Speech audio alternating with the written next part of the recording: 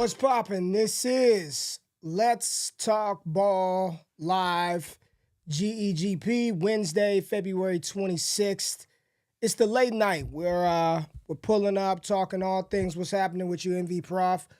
Pulling up, talking all things NFL, man. It's we do this in the morning time. Jay Rich and I, we pull up every single day in season and we talk ball.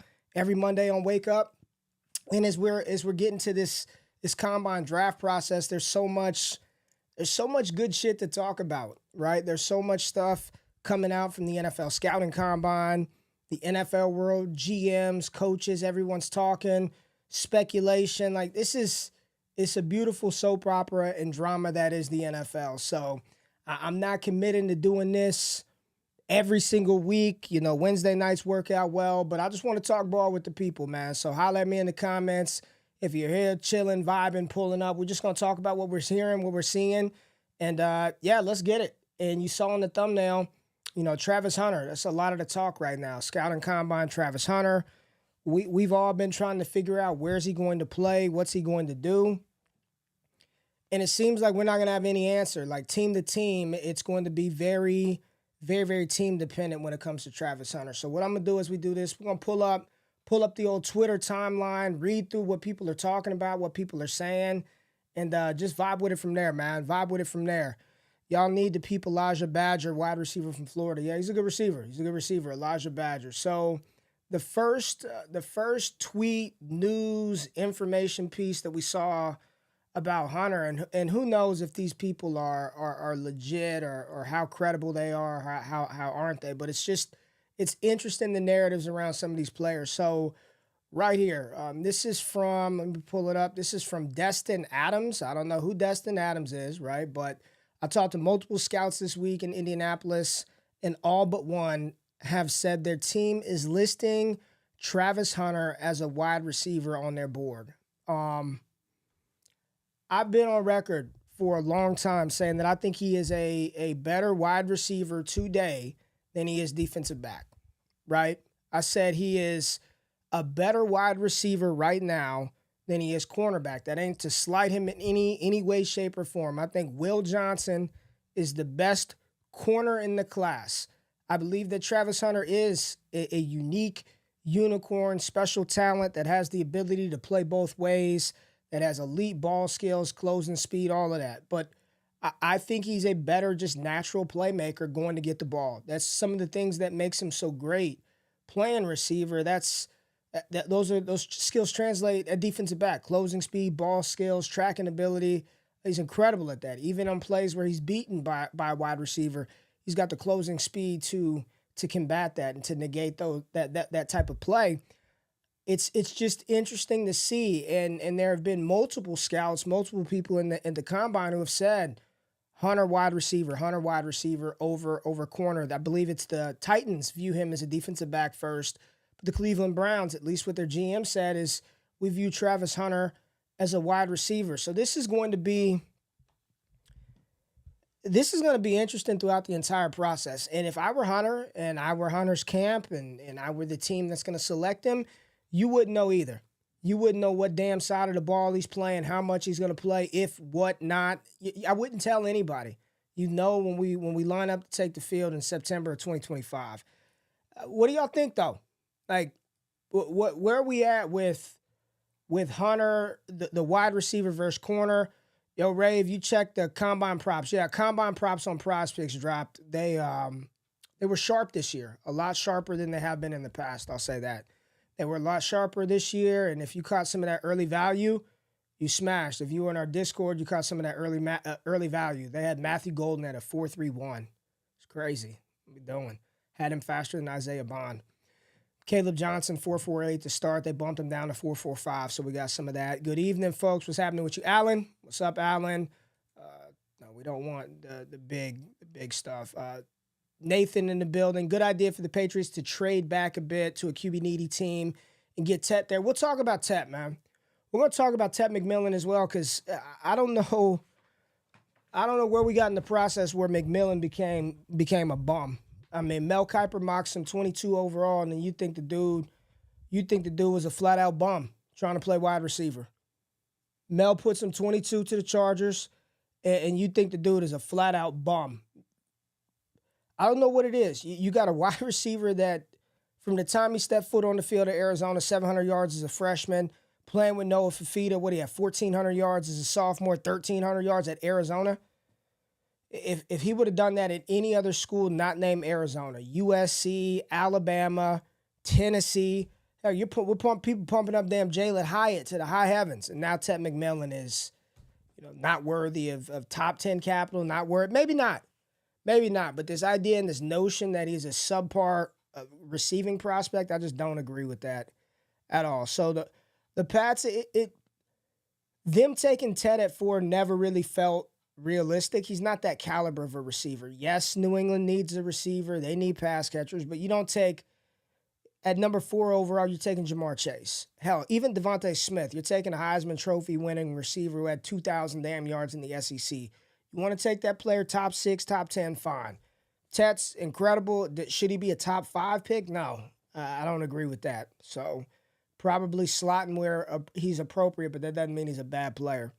Travis Hunter just gets it. Everything he does is so fluid, and he plays at a level most guys don't ever reach. It's from Joel Fussell. What's up, Ray G? Looking forward to another fire episode. Always have a great product. Watch every video. Appreciate you, Danny. Appreciate you, man. Yeah, I'm trying to get these comments on the screen, but I've done something. I've done something to the box, so it's messing it up. Jeff Carter says, do you see Genty and Hampton in the same tier? I have 102, move up or pick Hampton. Yeah, landing spot. I don't know where. I think Caleb Johnson's better than Hampton, so no, I wouldn't have him in the same tier, personally. Patriots need to free Joe Milton. Y'all got to stop with this. This. I get the flashes, but did y'all not remember Joe Milton at Michigan? Y'all not remember was Joe Milton anything, even at Tennessee? I've watched a lot of Joe Milton. That one is just hard for me to buy. I'm just going to say that Joe Milton sell is going to be a tough one for me to buy. Even if it's on clearance, I'm going to have a tough decision to make with Joe Milton. I'm just not buying it. So Travis Hunter, it was on the thumbnail. Again, people saying that teams have him as receiver versus a cornerback. I think that's very fascinating. I think it's interesting. Again, I subscribe to the notion that he's a little better of a wide receiver than he is cornerback, personally. Let's see what else is out there with Hunter. That's Destin. Got Matt Harmon there. No one really knowing what side of the ball he's going to play. Brett Coleman. So if the draft goes this way, right? Titans, Abdul Carter. Browns, Cam Ward. Giants, Shedeur Sanders. And the Patriots take Travis Hunter. Where are they playing? Hey, look at me. There we go. Where are they playing at? Where's Hunter playing if that's the case? That shit. With Drake May there, I could see him playing some offensive snaps as well. With Christian Gonzalez there, he doesn't need to be the number 1 corner. No, that's an interesting spot. What else was out there? There was some other news that I had saved that I definitely wanted to talk about. This one right here. This Matthew Stafford, Tom Brady, Aaron Rodgers, Giants, love triangle. He reached out to the Giants, so then if their people are speculating the Steelers aren't really in. Stafford and the Raiders, man. Like, what's the plan in L.A.? Rams are a team that, they won a playoff game this year. This was a team that a lot of people didn't think would be in the playoffs. They won a playoff game last year, and now you're going to tell me that they're going to go into the 25 season with this young defense, with Puka Nacua, with Kyron Williams probably looking to get a contract after this year, and they're gonna start Jimmy Garoppolo. Not buying that. I'm not buying that Sean McVay, and as successful that he's been in LA, is gonna start freaking Jimmy Garoppolo. Sam Darnold, option. Kirk Cousins, option. Stafford and LV. Well, here's my thought, and I can't wake up. Jay Rich and I are trying to produce a show. We got a lot of stuff that we got to get through. I really, is this a window for some team in the AFC West to challenge Kansas City? They have owned that goddamn division for 7 straight seasons, 8 straight seasons.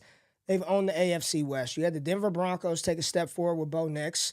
You had the LA Chargers, another team that was picking top 5 last year, top 6 last year, playoff team this year. And the Raiders, who 2 years ago were right there into the wire competing for a playoff spot. You know, a lot of hopium there, but they were in the mix of it. Is this the time to catch Kansas City when they're in quotes down? Rebuilding, lost the Super Bowl, got beat down, O-line is a mess, no running game, receivers banged up, Travis Kelce old and decrepit. Is this the time to get Kansas City? If you're gonna do it, is it now? And if so, Pete Carroll and them, what the rumors out of the combine is they are not in rebuild mode. They are in win now mode in Las Vegas. So Matt Stafford, him coming in, that does a couple of things that absolutely elevates that offense. You bring Stafford in, everyone gets better. Jacoby Myers gets better. Whoever they bring in to run the ball is better. It hurts the Rams. And then that also negates one of the landing spots that people have talked about with Stafford, which is the Giants. A lot of people talking about the Giants, which leads to this, right? Juiciest rumor from the combine so far, Aaron Rodgers has reached out to the Giants, which, if true, suggests he's not getting much of any interest from contenders like the Steelers. That is from Pro Football Talk. And the reason why I think this is kind of cool to go through this is because I know a lot of people on YouTube, not everybody has a goddamn Twitter account. Not everybody follows this stuff. So there might be some things that we see on the timeline that a lot of people here on YouTube don't get a chance to check out. So I like kind of recapping just what the hell is going on in the sports world, especially the NFL right now. Reading the comments right now, Giants want Stafford, not Joe Milton. Free Joe Milton, crazy. He flashed. Yeah, I've seen more bad Joe Milton than good Joe Milton. If Stafford goes to the Raiders, Brock Bowers even higher for fantasy. Stafford has a history of hyper targeting his number. Oh yeah, I mean, yeah, without that goes without being said. Brock Bowers, I mean, he's got the chance to do something. I mean, he already did something special with Aiden O'Connell, and who else was playing quarterback for the Raiders last year? Gardner Minshew. I mean, he already did something special. He set a goddamn rookie receiving record with trash cans with arms as quarterback. So yeah, Matthew Stafford would be a huge boost.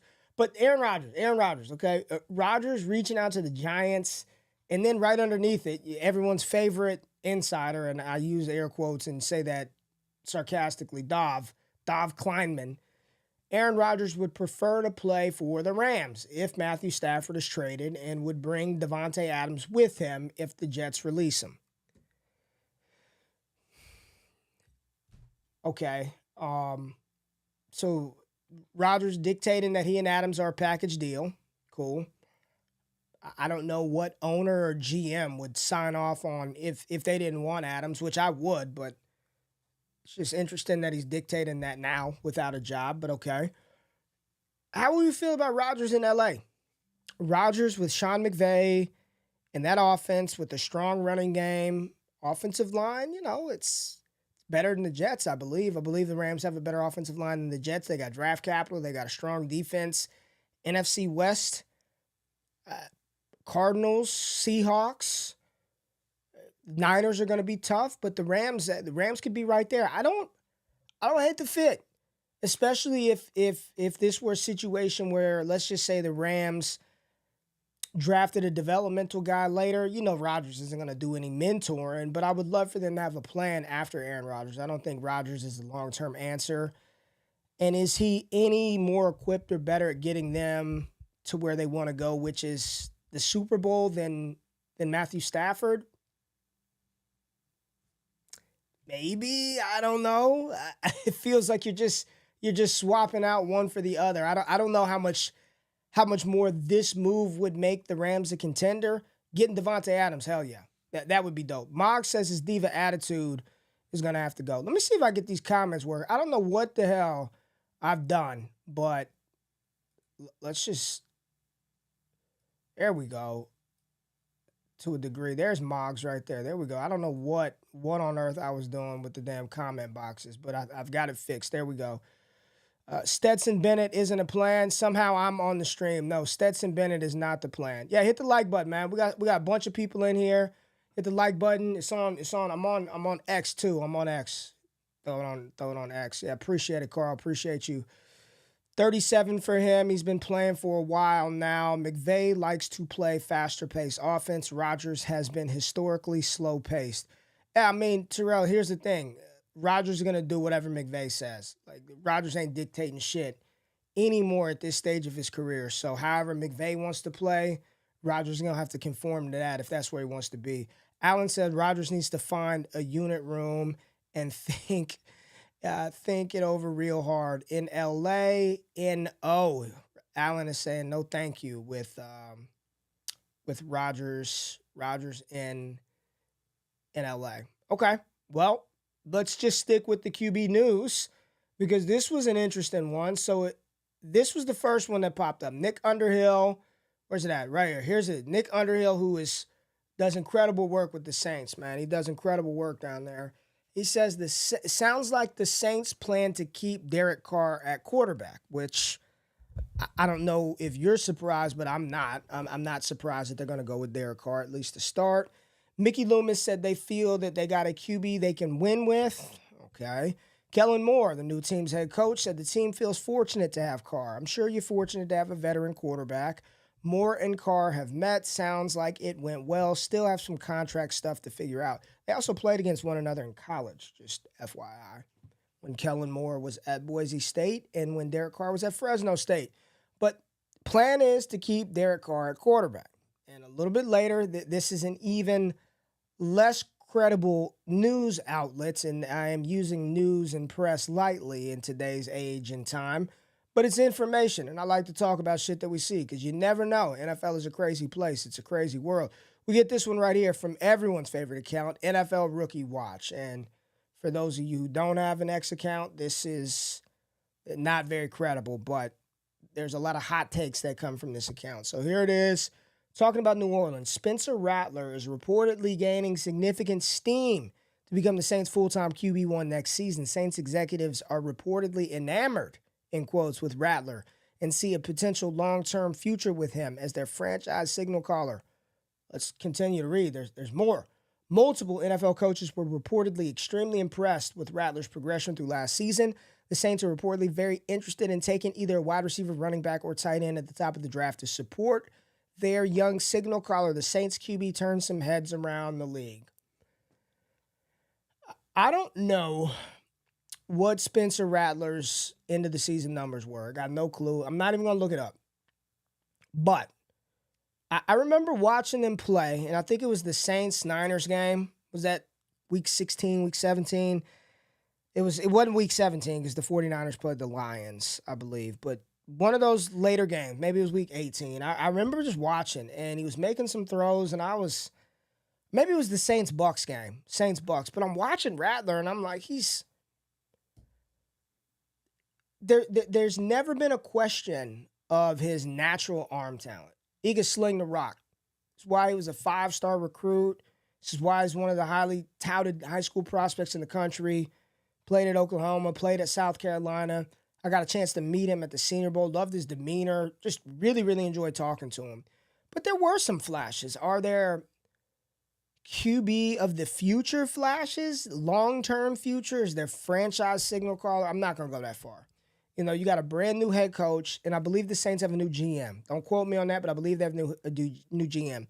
But you got a brand new head coach with a, 4th, 5th round rookie quarterback from last year, second-year quarterback that a prior regime drafted. The best thing probably working for Rattler, because y'all know how this works, man. I'm not telling anybody anything you don't know. New head coach, new GM, they're going to shop for the groceries and cook the dinner. That's just what it is. They're gonna bring in their own guy, get their own quarterback. But the best thing that's probably working in Rattler's favor is they owe him no money. Like they've got an asset on a cost control contract that doesn't cost him anything. If he's good for a year and gets them in position to do some things long term, or bad enough this year to get them in position to draft high in the draft next year, I do believe that even with Derek Carr, Spencer Rattler's going to end up starting. He's going to end up at some point being that team's quarterback for the duration or for a portion of the 25 season. After that, I wouldn't bet anything on long-term potential franchise signal caller of the future. But it's just interesting to hear this dynamic. And I do agree. If Carr is there, you start the veteran out, got nothing to lose, right? He's probably not going to be on the roster next season. So start the veteran out, let your young guy grow a little bit, still learn, and then rather be ready to play. See what you got in him. But franchise signal caller, I don't know about that one, but this was some interesting stuff that dropped today. What we got in here? Saints still have Mickey Loomis as GM. Okay, so the Saints still have Mickey Loomis. Always, always will. New Orleans already tanking for Arch Manning. Yeah, a lot of hype. It's still Loomis. What's up, Josh? What's up, Josh? Josh in the chat. Yeah, new GM, new head coach. Well, new head coach, old GM. So, hell, he might be New Orleans' long-term quarterback of the future with the same damn GM. What do we have? What do we have? Can't imagine wanting Rodgers after the Jets disaster. Listen, man. John, I hear you, but these dudes are going to get opportunities, man. Like, as long as Rodgers wants to throw the football in the NFL, he's going to get the opportunity to do it. He's going to get the chance to do it. You know, Rodgers, Stafford. I wouldn't be shocked if Kirk Cousins lands an opportunity early, whether that's Cleveland in a bridge role, Darnold is still out there. That seems like that'd be a fit for the Rams if they move on from Matthew Stafford, if they truly do that. But I hear you, man. Like, I hear you.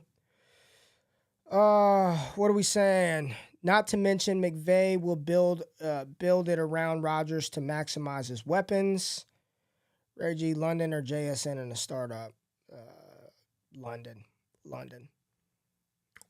I may have missed already. What are we talking about? Any new rumors from Myles Garrett? I saw a report that the GM said he's off. He's untradeable. Legitimately, that's what I heard. He's untradeable. Wait, who's blocked? Jello, I can see you. I can see your comments. I don't know what you're talking about, but I can see you.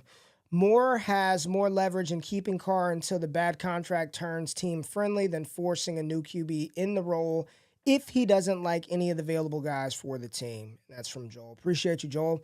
Interesting stuff there with Derek Carr and Spencer Rattler. All right, y'all. Let me get a sip of water. Let's have some intervention for old GQ because I was right. Damn it. For 2 games and a full offseason, I was dead on accurate. Not like the QB.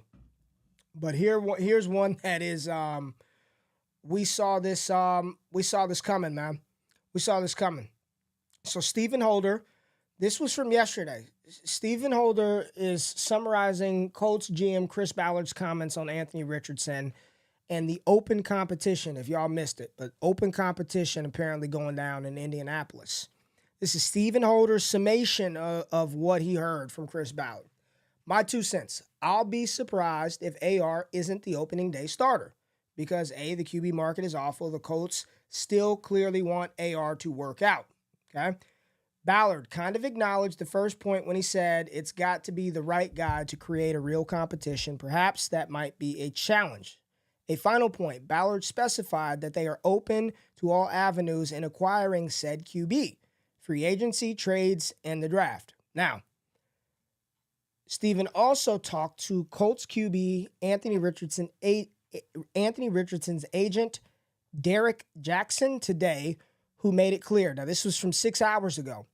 Nothing that happens this offseason changes anything for him. He's locked in and understands the task ahead and is realistic about the magnitude of year 3. No sugarcoating. Says there's some more, okay?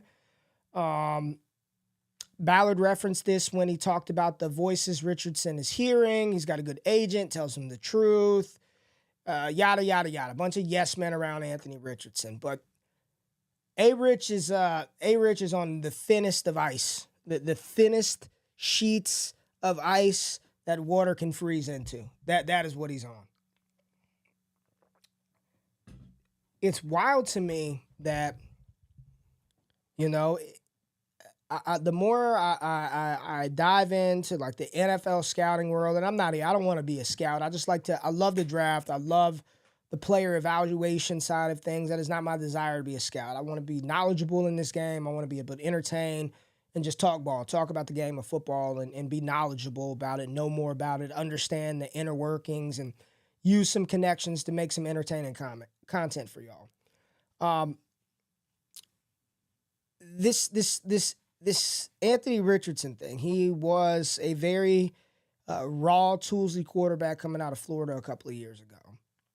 And, you know, he started out his rookie year and showed those flashes. We get excited. He's running around. He's scoring touchdowns. He's scoring us fantasy points. He's looking like he could be this Jalen Hurts, Lamar Jackson type player. And I remember this past offseason watching, there was a podcast that he was on where A. Rich was essentially talking about how easy it was, how easy NFL was. Yeah, not that much of a, you know, we're going to come in and do the damn thing. It ain't that challenging. I got it figured out. This was harder. That was harder. And the season just tanked for him, right? Tanked. And for me, the big changing point with that dude is when the team like benched him in the middle of the season. It wasn't like, it didn't feel like the Bryce Young bitching. It didn't feel that way. This one felt like, dude, grow the hell up. And this all sounds not fine and well right now. I don't know how it's going to play out for him because I refuse to believe that in the course of an offseason, he is going to turn himself into some proficient passer. I doubt that's going to happen. So you're going to have to win in a completely different way, in a way in which Anthony Richardson has not shown an ability to hold up. That's running the ball. If I were Indianapolis, it's year 3. You know, you burnt that 4th overall pick a couple of years ago. It is what it is. I'm running the shit out of him. Like we're about to, we're going to turn into a Navy of the NFL, and it's about to be. And you know you can't hold up doing that, but you're not going to win with him. 5-step drop, 7-step drop, play action, multiple concepts. It's probably not going to happen. It's going to need to be a simplified thing. So to hear this about he's locked in and understands the task that's ahead, I hope so. I don't believe that there's a quarterback in the draft. Like, who are they drafting that's going to take his place? Quinn Ewers in the 3rd?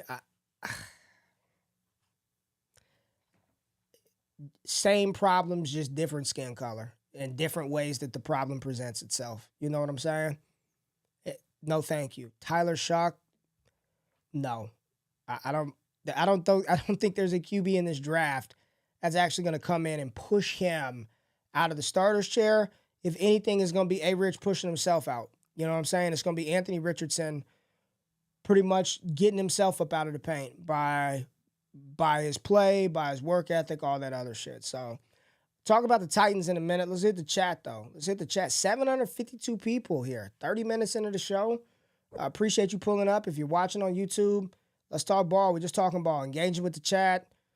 There's no strict schedule. There's no show flow. Just all the rumors and the buzz around the draft and around the NFL and free agency and Luka Doncic staring down Nico Harrison. What a sight last night. Let me see what y'all talking about. AR is like the Trent Richardson of mobile QBs, man. Yeah, man. Yeah. Started off great, and it just like I had you in the first half, right? Cobra Kai, what's up, man? Shout out to Stephen Holder. He's a legit one. Okay, cool. See, that's why I don't know these things. That's why we talked through it. Appreciate you, Fantasy Sports Rookie said shout out to Stephen Holder. He's a legit one when it comes to the Colts. Dope. Good stuff. Appreciate that. Fields to Indy. I bet you Indy they don't even want those problems, man. I bet you they don't even. Is he still considered raw? Hell yeah. You still got to be a little raw. Didn't Haener move the ball better than him? I don't think so, Eric. I don't think Jake Haener moved it. I think Jake Haener was pretty bad. At least that's my limited memory, and I'm not going to sit here and act like I'm sitting there tuned into every Saints game. I'd be a flat-out lie if I told you that. So, T. Richardson, though, not a bad comp. Y'all are crazy. Ray, you that guy. Appreciate you, Stanley. Appreciate you. Let's talk about Harold Landry because I think, again, reading between the tea leaves, right? We're just trying to We don't have any real insider information. Trying to read between the lines. Titans have granted permission to former Pro Bowl linebacker Harold Landry to seek a trade, per sources. So Harold Landry, all 17 games last year, 71 tackles, 9 sacks, 18 pressures, 28 years old, 31 and a half sacks over the last 3 seasons. Definitely a pass rusher that can help aid any defense on 31 other teams, right? Is he a fit for all 31 other teams? Maybe not, but Abdul Carter's going number 1, okay? Titans fans, stop bitching and crying. I want Cam Ward. I want this. I want Travis Hunter. You're getting Abdul Carter. That's who's coming. Abdul Carter's going number 1 overall. So let's go ahead. The conversation at the draft and who does what and where it starts is number 2 at Cleveland. This right here just feels like, hey, Harold Landry, I know he's listed as a linebacker, Abdul Carter, edge linebacker, pressure specialist. That is what he is. You are a Tennessee Titan. Learn Tennessee, which to me, how we feel about that? Who's going to Tennessee? Now, I dropped the mock yesterday. Check it out. People are jocking my style now. I dropped this mock yesterday where I looked at Mel Kiper's round 1, and then I completed round 2 based on the mock and the picks that Kiper had in round 1 of his draft. I started doing this, and I gave the Tennessee Titans in round 2 at 35 overall Jackson Dart because Mel had Abdul Carter going number 1. You see this pop out 14 hours later. Just reading the tea leaves, reading between the lines, it's going to be an Abdul Carter number 1 overall pick. So this is back when was that when they took Javon Curse? I don't know if the Freak was 1 overall or 2 overall that year. I think the Freak was 1 overall, but he may have been 2. But Tennessee's going to take Abdul Carter, which leaves Cleveland on the clock, and then the Giants. I don't know what the hell is going to happen. You know, the more stuff that you read, it's like the Giants are not taking a quarterback, but then everyone is still hanging on to the fact that Brian Daboll and Shedeur Sanders slapped 5 at the Shrine Bowl, which I think probably is little to no impact on where the hell the Giants draft him or if they do draft him. But this feels like Carter's going number 1. This feels like Abdul Carter is going number 1, right? What do we got in the chat? I'm reading the comments right here. Is Milroe worse than AR? I would say no. I don't think he's worse than AR, but I don't know how much better he is either. I don't know how much better he is, but I would say the answer to that is no. Reading the comments right here. Are the Titans just going to roll out Levis again? Yeah, Austin. I don't know, man. I would say no. I don't think that they are going to do that. I mean, you got Darnold, right? Darnold is out there. Wouldn't Darnold make some sense for Tennessee? Is a bridge quarterback a team? How bad was Tennessee last year, folks? Like, real talk, man. I know I got 834 eyeballs. I know some is on YouTube, some is on Twitter. Hit the damn like button. Out of 830 people, somebody has to like the Titans. I know there aren't many left, but somebody has. How damn bad were they? Like, was this just a byproduct of if they had some sort of competent QB play, they could have won 6 or 7 games, or is this whole damn roster bad? Because you're telling me, didn't they get the cornerback, L'Jarius Sneed, you got Tony Pollard, you got Jeffrey Simmons, Calvin Ridley, Spears, I know he was banged up. They drafted the offensive lineman. How's the damn guy they took out of, what was it, Bama? O-tackle? Latham? Is that who they took? Skoronski a couple of years ago? How bad was Tennessee? Because they seem like a good team, a team that might need one of those bridge quarterbacks. But again, admittedly, outside of watching for Tony Pollard to break off some runs, I wasn't checking for Tennessee on a week-to-week basis. Okay, so people saying they're not a bad team.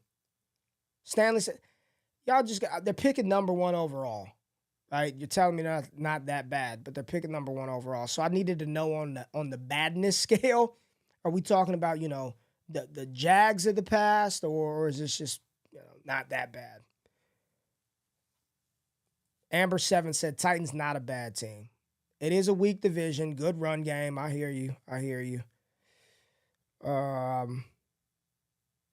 Levis couldn't score on the Colts. Levis cost them. That's what I'm asking, man. Did Levis do a little more damage to that Tennessee record than Tennessee, right? Was it a little bit of that Levis just throwing them hands up like, oh shit, another pick six. What did I do? T. Williams said the defense was good. Levis and his turnovers was the biggest reason other teams scored. Okay. Well, then if that's the case, that feels like a spot where you can get a veteran quarterback in there. And even if he's not the guy to get him to the promised land, it's just one of them things, folks. Like, how much time is Brian Callahan going to get? You know what I'm saying? Like, it just doesn't feel like these NFL franchises and these teams are giving coaches the length, the runway, the opportunity, the time to really implement their program. I don't know how their GM operates. I believe they got a new one because they had Rand Carthon, right? They got rid of Carthon. I don't know how their ownership works, but it just, this idea that we think that they're going to have this time to fix it, it just doesn't feel like that. It does not feel like they're getting years to figure this shit out. It's like, you better come with a plan and come with a plan. Think about what people were doing with Dave Canales this past season. Man, is that the right coach for Carolina? 1 year in, people were ready. People, when they benched Bryce Young, was that week 2, week 3? People were like, oh, Canales is a wrap. This is a team, they'll be picking top 5, new head coach. They're gonna scrap it all over again. Mike McDaniel has one bad season. People are ready for him out of Miami. Brian Schottenheimer ain't even lined up for a preseason game, and Cowboys fans are ready for him to go. You bring in Sam Darnold, there might not be another, that might be Callahan's opportunity. We're going to let you give Sam this 3-year deal. It's like a 2-year deal, and that's it. Either you get that shit done or you're out. Or you're out. What are we saying? What do we got in here? Tennessee trade back one spot with Cleveland, still get Carter or too cute. I just don't know why Cleveland would do it. You got to have a partner on the other side. Danny Riddle, I had a lot of Titans in fantasy, and they have a lot of structure but need to fill a few holes. Probably some health problems. Defense was nice. Yeah, we'll see what they do. I do think that it's shaping up to be Abdul Carter number one. Shout out to Ryan Fowler, Trevor Sikkema. What else do we have? What other news-related topics? And the combine in general, man.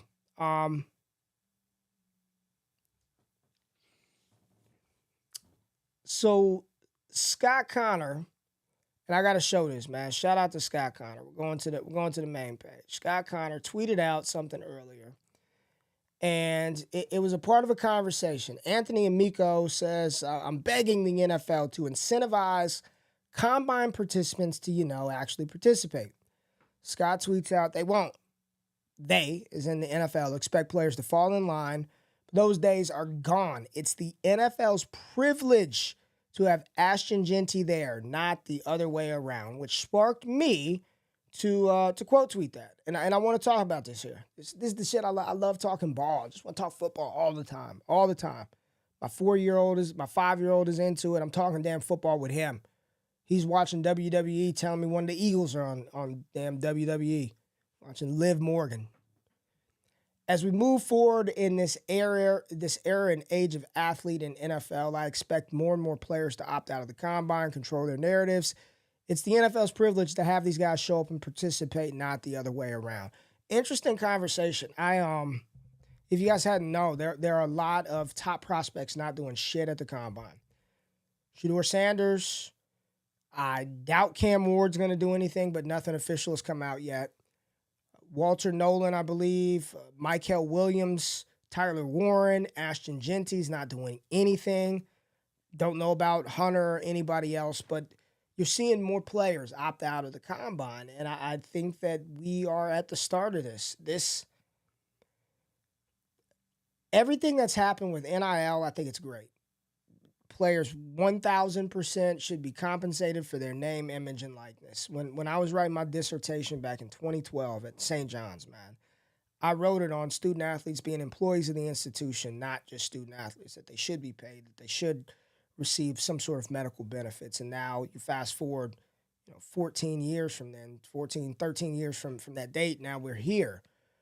With that being said, like these athletes, man, these dudes are walking billboards from the time, if they're good, like junior, senior year of high school. That they know that they're valuable. They know that their name, their face is worth something. Their time is worth something. And they know that through other methods, right, whether that be YouTube, social media, they can earn revenue doing shit their way. Showing up to the combine, that is a bigger benefit to the NFL, to the GMs, to the owners, to the head coaches, to the football staff that is in Indianapolis. But if I were Ashton Jeanty or Shedeur Sanders or Cam Ward or Tyler Warren, and I'm not saying they're all about business, I'm not saying it's about dollars and cents for everybody, but you're going to come to my crib, right? I'm just telling you what it's going to be. You're going to come to my crib, and a lot of people don't like it. It's different than what it used to be, but it's a different age and era, period. Everywhere. Football is different. It ain't, thank you, Mr. Poor NFL. I'm just so grateful and honored to be here. Like, no, I'm a top pick. I'm Abdul Carter. I don't have to do shit here. You're going to come to Happy Valley, and you're going to watch me do my drills at Penn State. On my field, with my coaching staff that I worked with for 3.5 years, I'm throwing to my receivers. I don't blame them, but this is what happens. This is what you get. You get the combine, but the players don't show up. They just do the interviews. And I also believe that these on-field drills are truly just for marketing, check boxes, and NFL entertainment purposes. You're not going to get me to believe that the NFL needs to wait for the combine for them to get valuable data to make draft decisions. Oh, man. Think they need to fucking see him throw the ball down the field in his underwear against no coverage just to see how strong the arm is? Sure. Is it convenient to be able to see it all right there at the same time? You ain't got to fly around. You just get what you need, right? Sure, it's much more convenient. But I refuse to believe that billion-dollar companies are waiting for 14 throws in a controlled environment on a track in underwear to make a decision. I think we're at the start. I think this is going to become the norm. I think these pro days are going to become more and more commercialized and high profile. Remember how spring games used to feel back in the day on ES? Like spring games used to be a big deal. I think these pro days are going to turn into these mini events, because you better believe that at the Colorado Pro Day, Deion Sanders Jr. is going to have his camera crew out there. They're going to be capturing that footage, all of that. It's going to get posted on his YouTube channel. Cam Ward's going to do the same thing. The Ohio State guys, they haven't done shit at the combine in forever. So I don't know. It's interesting. It's different. We're in a new age, new era, and I think we're just at the starting point of some of this stuff happening and going on. Space Cowboy said go back to the old way where they had to negotiate contracts after the draft. Okay? Amber 7, the whole thing is weird. Players running around in underwear. I mean, it's just, they check boxes, right? They check boxes. Highest bidder. I'm not bothered by it. I expect Sanders and Cam to drop more content. They are the new Nike commercials, 100%. 100%. 100%. Okay, here's one. Draft has to change to give the power to the players. Teams should have 7 picks that they can still trade, but it should basically be bidding with contracts. Somebody else said this, man. Somebody else, it might have been Scott, saying that players should be able to choose where they play. I think we're getting. I like the big brain conversation. I think we're a long way from that happening, right? that there's going to be a lot of shit. I can't even think of a world where that would happen. But I've heard more people say this. I don't know how the hell that would work. I don't know. I don't know what has to change. But I'll tell you this. I bet you here's what the NFL doesn't want. I bet you they don't want to get to the draft. And let's just say, hypothetically, since Abdul Carter didn't show, what if Cam Ward, Shedeur were 1-2 and neither of them went to the combine, went to the draft? I bet you the NFL doesn't want those optics. That the top two quarterbacks didn't even show up, right? It's like winning album of the year at the Grammys and you ain't even there. Winning motion picture of the year at the Oscars and they don't even show up. I bet the NFL just doesn't want that. Like the optics of that just doesn't look good. You know, the optics just doesn't look good. What else we got popping? What else? We talking ball tonight, baby. I told wife 1 hour. 1 hour for the first time. Just a GEGP, little late night. 820 watching on the on Elon's platform. We got a couple in here on the tube. Hit that thumbs up button. I appreciate y'all. Austin said, yeah, the NFL doesn't want to turn into the NBA. Yeah. NFL's got a lot. There's a lot of stuff to NFL. NFL's not going to give up a lot of control. Let me see what else is going on real quick. Let me see what else here. Combine props. Let me. If you were in the Discord, you caught some combine props earlier. So Prize Picks releases combine props every year. We knocked them over the head last year, folks, but they got the memo. They got the memo. The lines were sharp this year, but I don't think they're done. Okay, Jaheed Campbell. Okay, we got some movement. Let me pull this up. Let me pull the board up for y'all people, man. The hell y'all doing, man? Let's pull the board up. How about that? Let's pull the board up. Okay. I'm going to give y'all where they were. I'm going to tell you where they're at now. So if you were in the chat, we took Jaheed Campbell under his time. It opened at 448, so a little bit of CLV. Not as much as I like, but he's sitting at a 447 now. That moved in our direction. Carson Swessinger, we took him at 471. He's down to 464, which is great. Walter Nolan was 494, and he's 491, so that's right. Shamar Stewart opened at a 466, I believe, and now he's down to 454. This is Prize Picks. I'm not affiliated with him, so I ain't got no code to give you. Not affiliated with him. Cam Scatterboo, 4.6. You've got Omarion Hampton, 4.46. Caleb Johnson, 4.45. We took him at 4.48, so he moved in our direction. Dylan Sampson, 4.41. Tennessee fans, hey, he's faster than this. He's faster than that 4.41. I think he can crack that. Tez Johnson got moved up a little bit. They opened Matthew Golden, folks, at 4.31. 4.31. And Trey Harris is down to 4.49. I've hit the over Trey Harris at 4.5. So it dropped down again. I kind of want to go over again. I don't think Trey Harris is running sub 4.5. 4.49 for Trey Harris? I don't know, man. Got old Scatty in there at 4.46. He was a 4.62 when he dropped. This line is tough for me.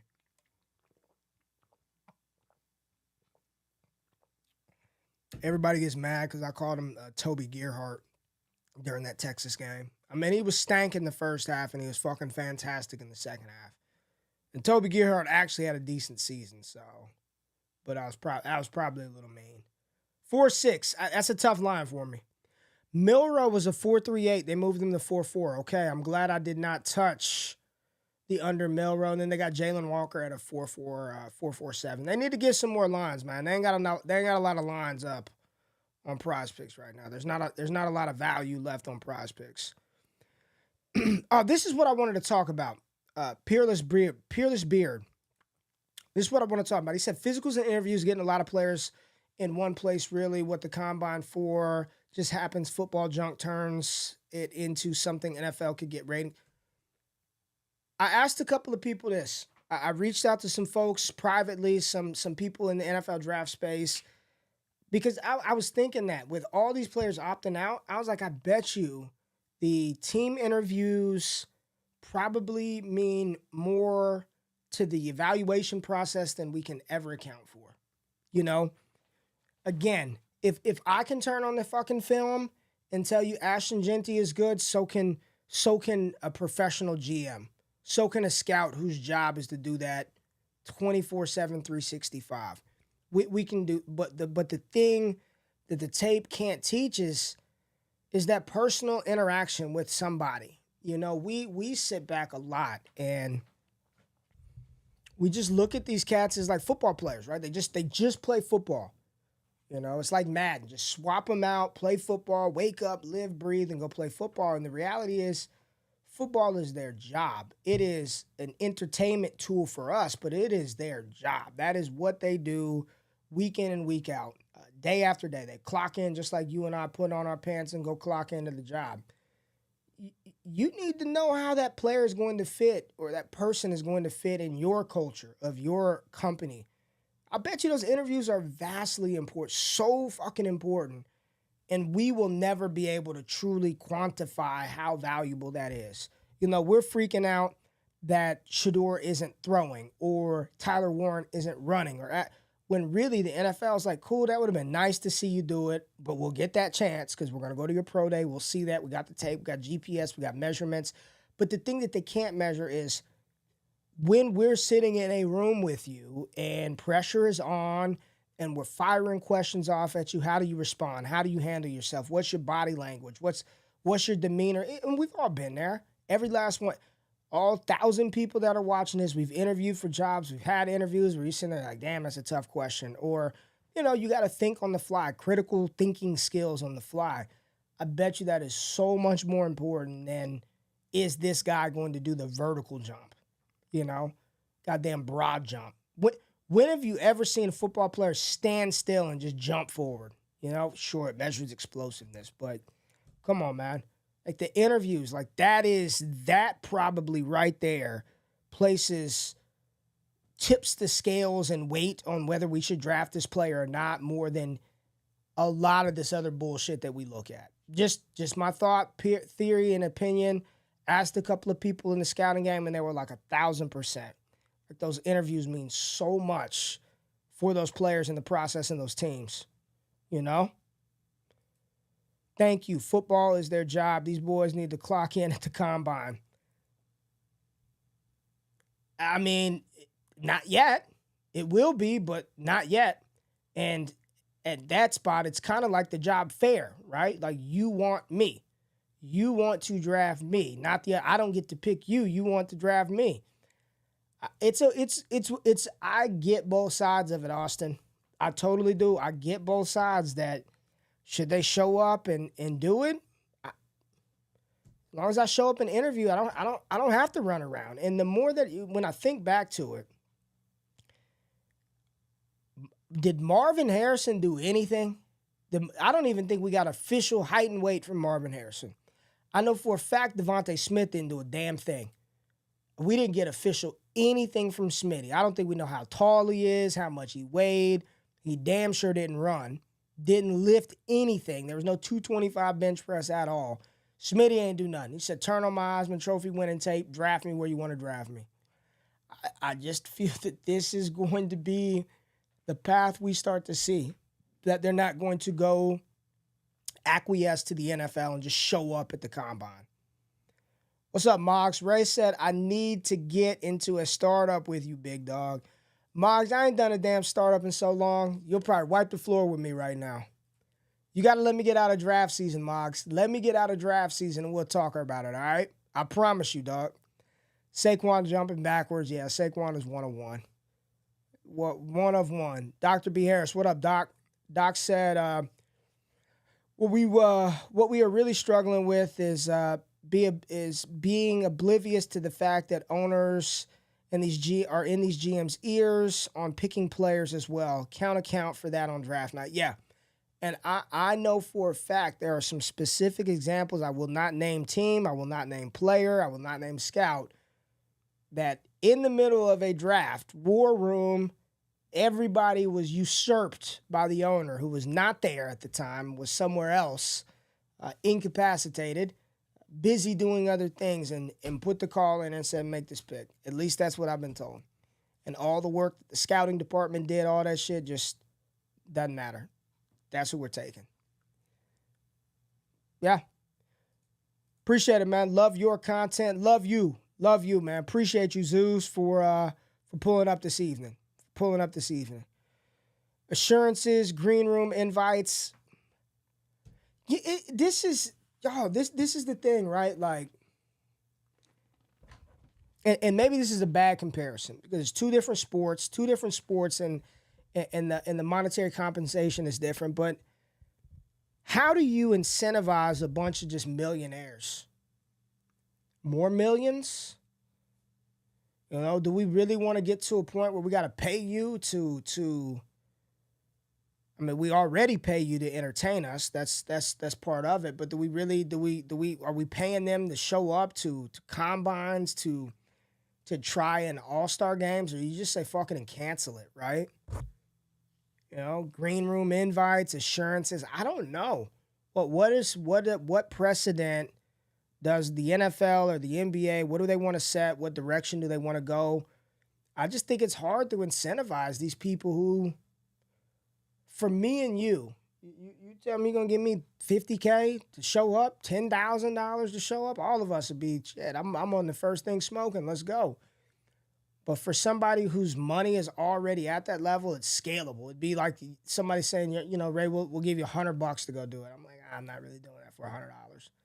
I don't really want to go for $500, $1,000. It's, how do you incentivize people that have more money than a lot of us can ever dream of having? It's, I don't know. Is it money that even motivates them? Or is it the fact, and I said this as well, man, and again, this might be the wrong sort of comparison, the wrong analogy. But if I told you that if your company told you today that, you know, you're going to, hey, you get a week off for Christmas, but listen, Tom Jones, I'm going to need you to take 4 of those days and do some work shit. We're going to pay for it for you. It's going to be at a nice resort, but for these 4 days, you're going to be at this conference with some of the best, and we're going to pay for it, and it's going to be awesome. We're going to give you a little stipend. We're going to give you a bonus check. At some point, you're like, yo, I just really want my days, right? Like, I just want to do this in my crib. I don't want to be here. I don't care how much money you're giving me. Like, I just would rather have my week off with my goddamn family, even though you're paying for it, giving me a bonus, giving me a stipend. Again, not a direct one, an all-star comparison, but as far as the combine and this stuff, like I just would rather I'd rather throw to people I know. If I'm one of these, I'd rather, because here's what happens. They go to the combine and they can't connect with their receivers, and then it's, well, you know, this is what happens when you're throwing to guys that you don't know how they stop, you don't know how they catch, you don't know where they like the ball, right? If I have the ability to control that and it not penalize me and not hurt me, because this is what happens all the time. Drake May, Jaden Daniels, none of them threw. Then I'm going to control it. And regardless if you think that they're not good enough to do that, that's subjective. They're the top of their field in their class this year, and it gives them that opportunity and that privilege to do that. So I don't know what you can do to really incentivize people who kind of just have everything from that level. Like, what do you incentivize them with to make them show up and do that? What do we have? Lifelong Panthers fans. Let's see. See some Tyler Warren talk. Josh Barr. Lifelong Panthers fans, don't be shocked if they load up on defense and free agency and take Tyler Warren at 8. Alex said this generation just not doing shit for free. Dude, I know I got some young viewers, so I'm not about to be the old man yelling from the lawn, but this is just a different generation. It's a different era. I love it for him. I love it. You got the power. You can control the narrative. I love it. But it is different, and they are not doing it for free, and they're going to capture everything on video, and they're going to monetize it every step of the way. You know what I'm saying? They're going to monetize it every step of the way. Only incentives are for pride and for love of the fans. Austin, I know there's I love the optimism, man. Pride and love of the fans. I love the optimism on a Wednesday night, my friend.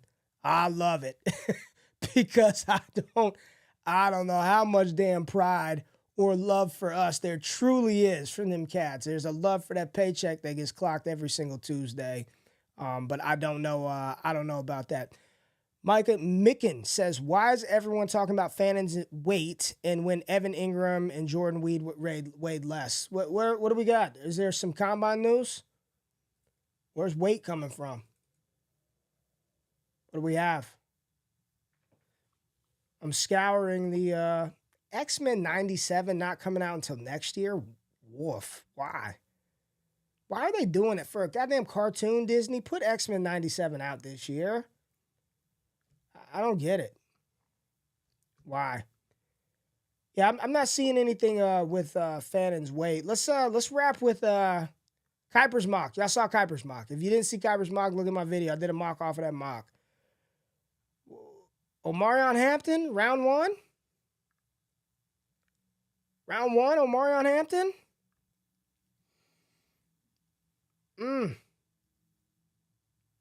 I don't know about that, man. Yeah, it is good, Stanley. It is good. Oh, you're talking about the Senior Bowl weight? I think at the tight end position this year, because the class is so deep, you're trying to figure out ways to split them up. When you've got two guys that profile as the top guys at the top, and then you've got these new late risers like Elijah Arroyo, you've got Terrence Ferguson out of Oregon, Mason Taylor out of LSU. We're not even getting to the Luke Lachey's, Aronde Gadsden's, Gunnar Helms, Spencer Hawes, Jackson Hawes. I mean, there's a bunch of them. So you got to start separating them. So for Fannin, his weight, he doesn't profile like one of those guys. He profiles a little different. You got to split him up somehow.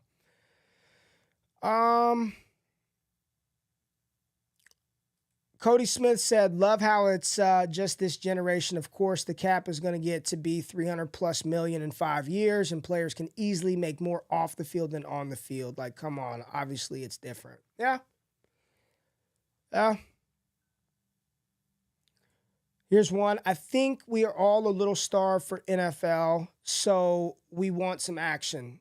Only players that can benefit from the combine should go. If you can afford not to go, you a stud. This to me sums it up beautifully. Like, if you ain't got to go, don't go. If you don't have to go and interview, but I'm not finna do shit. I'm not about to run around. I'm not jumping. I'm not throwing. I'm not catching. I will do that March 12th in Dallas, Texas at my SMU or my TCU or my Baylor Pro Day. If you need to go, you will go. If you are that 5th round fringe ass player, you will go, right? You'll be there. You'll be there. Jim Nagy, the new general manager at Oklahoma. Let's go.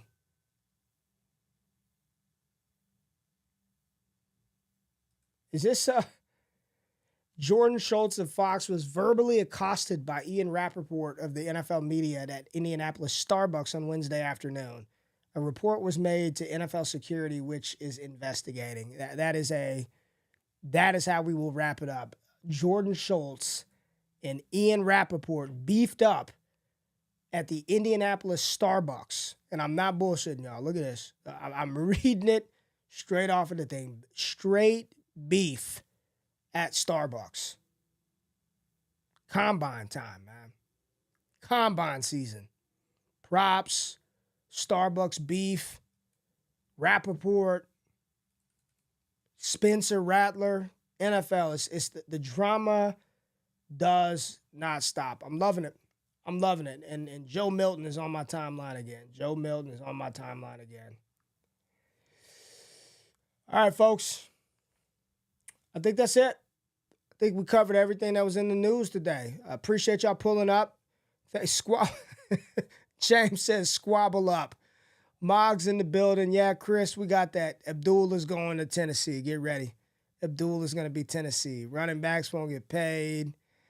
Eric says, I fear a time when a player tries to control where they go. And you say it's and a team says, I'll draft you anyways, and you can sit.